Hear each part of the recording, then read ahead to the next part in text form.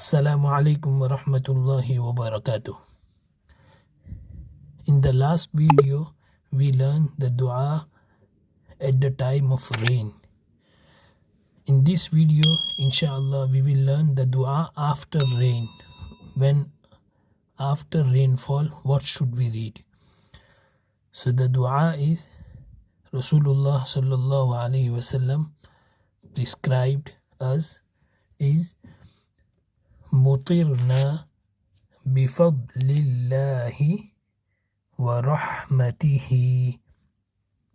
Again, مطرنا بفضل الله ورحمته.